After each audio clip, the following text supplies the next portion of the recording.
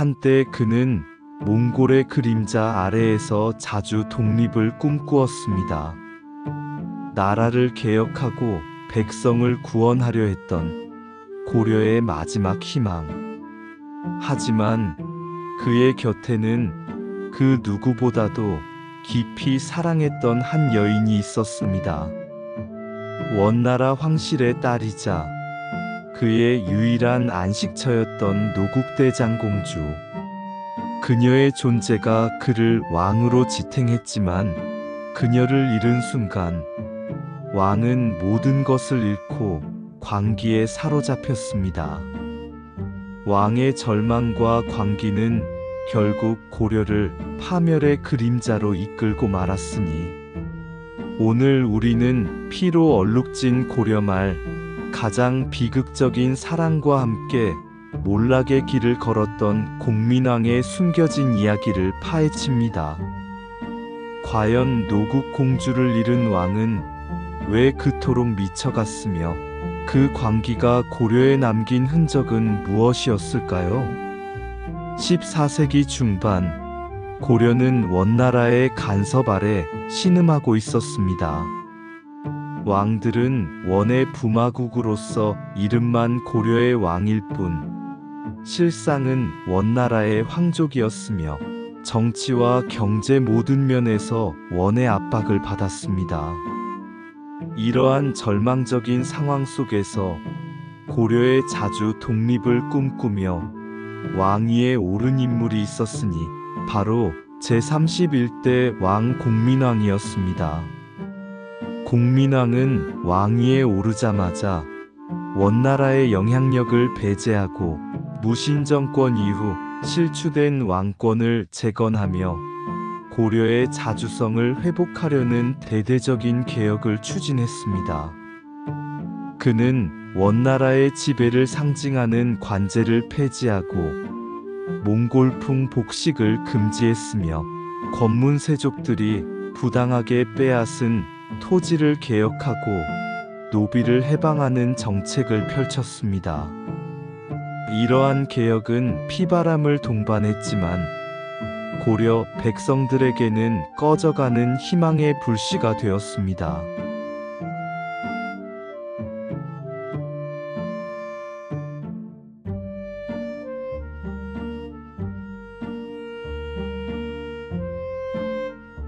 이러한 공민왕의 개혁을 누구보다도 묵묵히 지지하고 이해해 주었던 유일한 존재가 있었습니다. 바로 원나라 위왕의 딸이자 공민왕의 왕비였던 노국대장 공주였습니다. 그녀는 몽골인이었지만 공민왕의 개혁 의지를 적극적으로 지지하며 고려 백성을 깊이 사랑했습니다.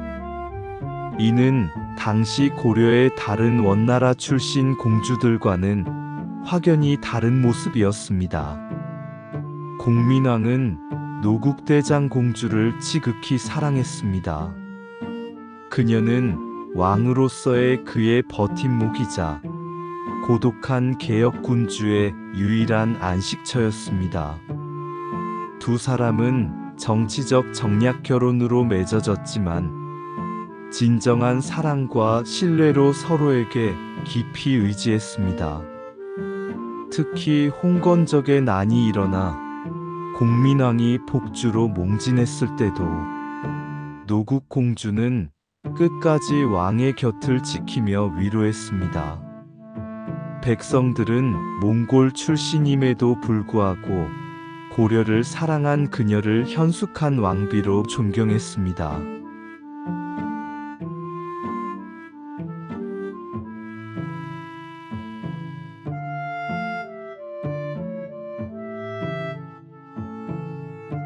그러나 두 사람의 행복은 오래가지 못했습니다. 1365년 노국 공주는 오랫동안 기다리던 회임을 했지만 난산 끝에 안타깝게도 세상을 떠나고 맙니다. 그녀의 죽음은 공민왕에게 청천벽력과 같은 충격이었습니다. 그는 노국 공주의 죽음을 인정할 수 없었습니다. 그녀를 잃은 슬픔에 공민왕은 모든 것을 놓아버렸습니다. 왕은 모든 정무를 패하고 노국 공주의 시신 옆에 3년을 머물렀습니다. 그녀의 초상화를 곁에 두고 살아있는 사람처럼 대하며 그리워했고 매일 밤마다 시체 곁에서 잠이 들었습니다. 심지어 노국 공주가 살아있을 때 입었던 옷과 장신구를 보존하며 그녀의 혼을 위로하기 위한 사당을 짓는데 막대한 국력을 낭비했습니다. 이는 고려 백성들의 비난과 신하들의 탄식을 자아냈습니다.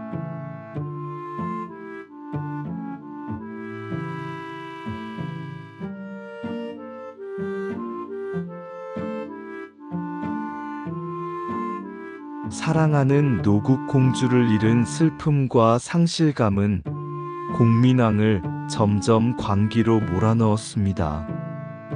그는 자신에게 아부하는 간신 승려 편조를 등용하여 모든 권력을 맡기고 자신은 노국 공주의 혼을 위로한다는 명목 아래 밤낮으로 술과 여색에 빠져들었습니다. 정무를 완전히 방치한 채 노국 공주를 닮은 미소년들을 모아놓고 방탕한 생활을 즐기는 일도 서슴지 않았습니다. 심지어 그의 개혁을 지지했던 신진사대부들도 그의 광기에 절망했습니다. 그의 정신 건강은 급격히 악화되었고 편집증적인 증상과 함께 폭력적인 성향을 드러내기 시작했습니다. 신돈이 숙청된 후에도 그의 광기는 멈추지 않았습니다. 그는 밤마다 최측근인 홍윤 등과 술을 마시며 문란한 행위를 일삼았고 자신의 침전을 드나드는 이를 죽이는 일도 서슴지 않았습니다. 신하들은 더 이상 이성을 잃은 왕을 감당할 수 없었습니다.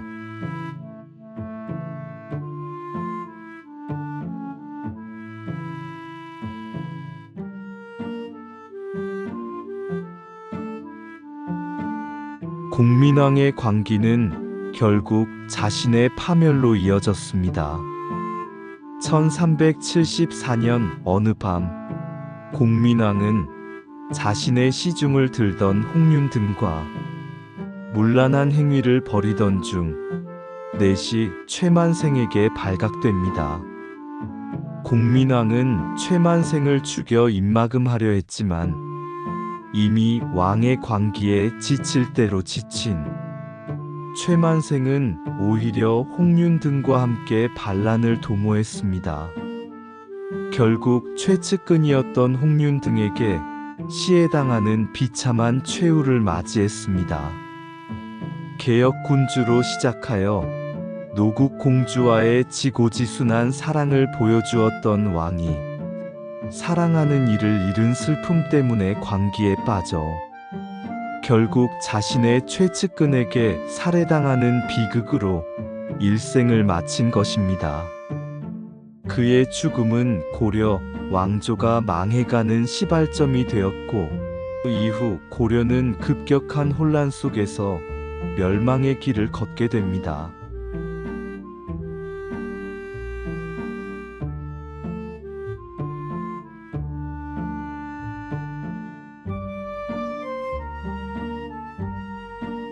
공민왕의 이야기는 한 인간의 지극한 사랑과 상실감이 한 나라의 운명을 어떻게 뒤바꿀 수 있는지를 보여줍니다.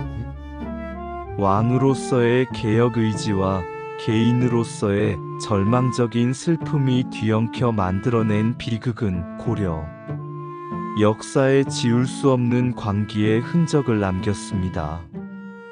노국 공주를 잃은 왕은 더 이상 개혁 군주가 아니었습니다. 그는 슬픔과 광기에 사로잡힌 한 명의 비극적인 인간에 불과했습니다. 오늘날까지도 고려의 역사를 논할 때 공민왕의 개혁 의지는 높이 평가되지만 그의 비극적인 말년에 대한 평가는 늘 안타까움을 자아냅니다. 그의 삶은 인간의 한계와 권력의 허무함을 동시에 보여주며 우리에게 깊은 질문을 던지고 있습니다. 과연 그는 사랑 때문에 모든 것을 버린 것일까요? 아니면 사랑을 잃었기에 모든 것을 버리게 된 것일까요?